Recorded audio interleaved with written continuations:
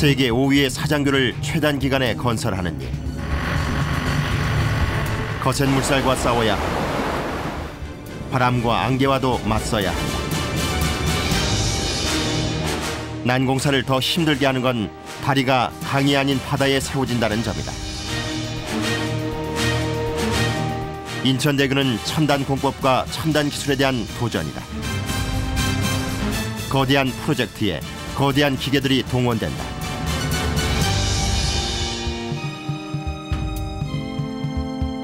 미래 한국의 대들보가 될 인천대교 건설의 대역사. 그 현장을 파헤쳐본다. 우리나라에서 가장 활기차게 움직이는 섬 2개를 연결하려는 꿈이 실현되고 있다. 그 2개의 섬 사이에는 인천 앞바다가 있다. 바다 서쪽에 있는 영종도엔 여객과 화물 운송에서 세계 정상급인 인천국제공항이 있고, 맞은편의 송도는 동북아 경제의 중심지로 발돋움하기 위해서 빠르게 개발되고 있는 중이다.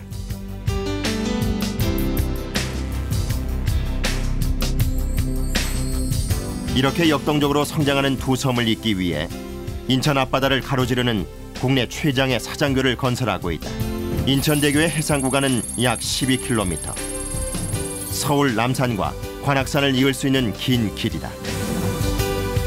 왕복 6차선의 이 고속도로가 완성되면 수도권 남부에서 공항 가는 거리는 13km 이상 줄어들고 시간 또한 40분 이상 단축된다. 하지만 이 두 섬 사이엔 너른 바다가 있어서 대교 건설이 만만치 않다. 힘든 건 기상 조건만이 아니다. 국내 최대의 해상 교량을 52개월이라는 최단 기간에 세워야 하는 어려움도 있다. 공기를 단축시키기 위해서 야심찬 계획이 실행에 옮겨졌다.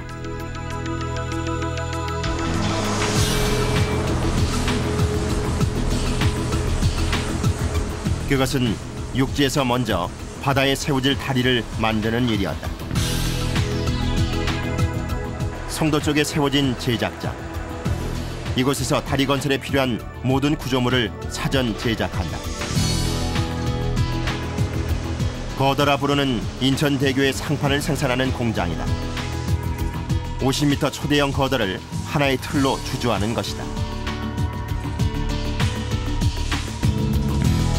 먼저 철근 조립장에서 거더의 골격인 철근망을 만든다.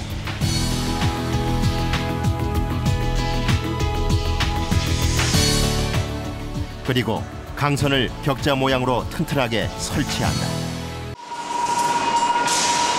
50m 상판 하나에 총 600개의 강선이 종행으로 들어간다. 콘크리트 강도를 높이기 위해 강선의 장력을 높이는 작업은 세밀한 손길이 요구된다. 완성된 철근망에 콘크리트를 타설할 차례다. 균열을 막기 위해서 10시간 동안 쉼 없이 콘크리트를 쏟아붓는다. 레미콘 85대의 분량이다. 1,400톤 중량의 거더가 비로소 제 모양을 갖췄다. 그러나 작업은 여기서 끝나지 않는다. 안전한 제어실에서 이 마지막 공정을 지켜본다. 수증기로 콘크리트를 양성하는 비밀의 공정이다. 열과 습기의 조화로 16시간 만에 양생 작업은 끝이 난다. 보통은 5일이 걸리는 과정이다.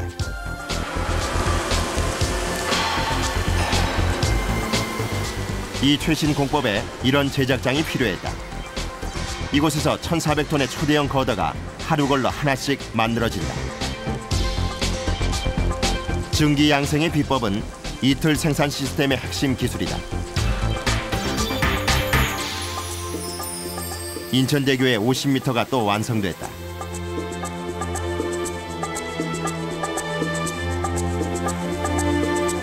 이 초대형 거더의 크기는 중대형 아파트 5개를 붙여놓은 규모다. 인천대교 고가교를 완성하려면 이런 거더가 336개가 필요하다.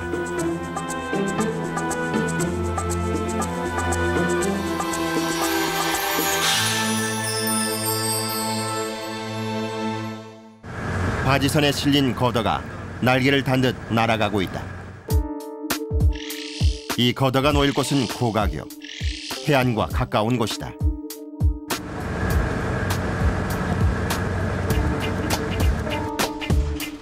고가교는 썰물 때 바닥이 드러나기도 한다. 해결책은 특수 제작된 대형 운반차 캐리어의 동원이다.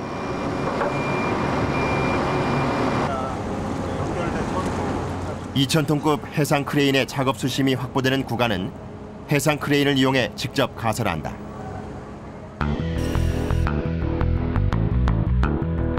수심이 낮은 구간의 가설은 운송된 상판을 해상 크레인으로 대형 운반차에 적지 않은 일로 시작된다. 차축이 160개, 바퀴가 320개인 대형 캐리어. 인천대교 건설을 위해 특별히 제작한 것이다. 속도는 시속 4km. 사람이 걷는 속도와 비슷하다. 600톤의 대형 캐리어가 1,400톤의 거더를 싣고 간다. 다리가 손상될 수도 있는 중량이다. 인천대교가 결코 경험하지 않을 엄청난 무게. 그 무게를 분산시키기 위해 수많은 바퀴가 필요한 것이다. 이렇게 미리 제작된 50m 상판을 도로용 다리에 쓰는 공법은 인천대교 현장에서 세계 최초로 사용하는 것이다. 캐리어를 맞이한 것은 또 다른 특수 맞춤 장비인 런칭 트러스다.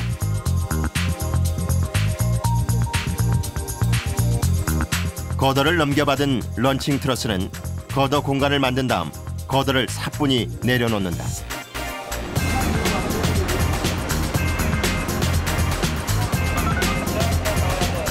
런칭 트러스의 작업은 완료됐지만 거더를 정확하게 접합하려면 노력과 시간이 더 필요하다. 거더와 거더를 전후 좌우 일직선으로 맞추어야 한다.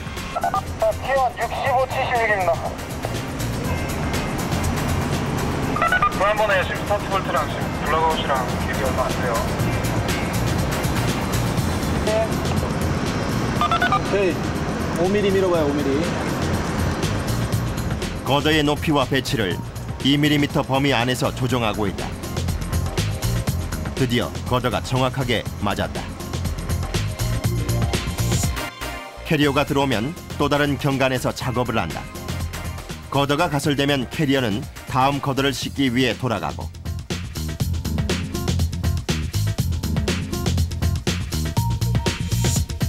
상하행선에 상판이 모두 설치되면 다음 경관 가설을 위해서 런칭 트러스는 앞으로 이동한다. 총 8.4km에 달하는 고가교는 이렇게 순차적으로 가설되고 있다. 썰물 때마다 광활한 갯벌이 드러나는 고가교 구간. 거더가 자리를 잡자 다리의 모습이 드러나기 시작한다. 건설 속도를 높이기 위해서 다리의 동쪽과 서쪽에서 동시에 기초공사를 시작했다. 2005년 7월 해저에 첫 번째 말뚝을 박았다. 그리고 총 636개의 말뚝을 박는 데 4개월이 걸렸다. 인천대교 주탑의 높이는 238.5m. 여의도 63빌딩의 높이에 육박하고 서해대교와 영종대교의 주탑보다 훨씬 높다. 주탑의 형태는 Y자를 뒤집어 놓은 역 Y자형. 재료는 콘크리트다. 주탑 착공 초기의 최대 관심사는 콘크리트를 굽기 전에 어떻게 꼭대기까지 신속하게 운반하느냐였다. 건설에 동원된 공법은 초고압 펌프의 이용. 최고층 버즈 두바이에서 사용된 공법을 응용한 것이다. 주탑 건설에 주어진 시간은 24개월. 주탑의 조기 완성을 위해 콘크리트 타설에 자동 상승 거푸집 시스템을 이용했다. 24시간 연속 작업으로 공기를 월등히 앞당길 수 있었다. 주탑이 서 있는 기둥 밑동도 신공법의 집합체였다. 지름 3m의 강관 24개를 바다의 안반에 심어 기초를 세웠다. 보통의 물막이 공사에 비해 2년여 시간을 단축한 것이다. 인천대교는 말뚝 무게 실험 분야에서도 세계 기록을 갖고 있다. 보통 이 말뚝은 사전에 이 시험을 해봐야 됩니다. 이거 한 개가 얼마만큼의 압축력을 받느냐를 시험을 해야 되는데 이거는 3,000mm가 되니까 한 개 설계 하중이 7,000톤 가까이 돼. 그러면 보통 안전율을 3배를 잡으면 37, 21, 21,000톤까지 눌러봐야 돼. 눌러봐도 안전한지 안 한지 어떤 변이가 있는지를 확인해야 되는데 21,000톤을 뭘로 누를 수 있는 방법이 지금까지는 없었어요. 근데 이제 우리 오셀이라는 셀 특수한 잭을 만들어서 그 밑에다가 집어넣고 외부에서 리모트 컨트롤로 이 잭을 눌러서 우리는 맥시멈 3만 톤까지 이걸 눌러봤다.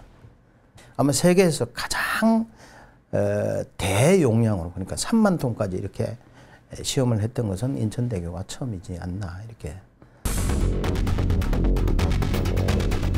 제작장에서 만들어진 접속교 대블럭이 현장으로 출발한다. 그런데 날씨가 좋지 않다. 비바람이 그치기를 마냥 기다리다가 겨우 가설 현장에 도착했다.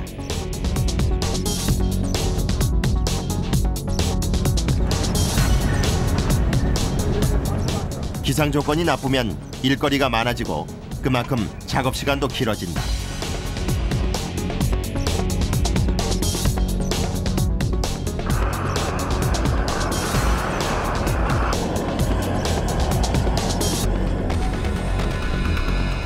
그래도 오늘은 운이 좋은 편.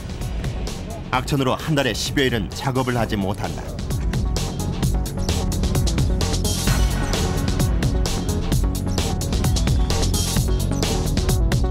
접속교의 대블럭 거더의 가설이 시작됐다. 무게 1320톤의 대블럭을 하부 구조물에 올리는 작업은 무척 조심스럽다. 공사 관계자의 무전기가 쉴 틈이 없다. 결국 작업을 처음부터 다시 시작한 해상 크레인. 이번엔 완벽하게 들어맞았다.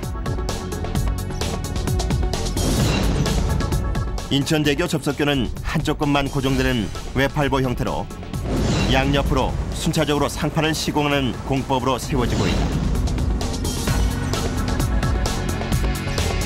접속교는 사장교와 고가교를 잇는 구간이다. 접속교 시공의 또 하나의 공정은 소블럭을 가설하는 일이다. 대리 크레인이 120톤 중량의 소블럭을 들어올리는 데 동원됐다. 접속교를 짓는데 이런 소블럭이 844개가 필요하다. 송도 제작장에서 분할 제작한 소블럭용 세그먼트를 바지선을 이용해 해상 운반하고 대리 크레인을 동원해 순차적으로 가설한다. 총 길이 1778m의 접속교 구간은 30년 변형을 고려해 제작된 블럭으로 순조롭게 공사가 진행됐다.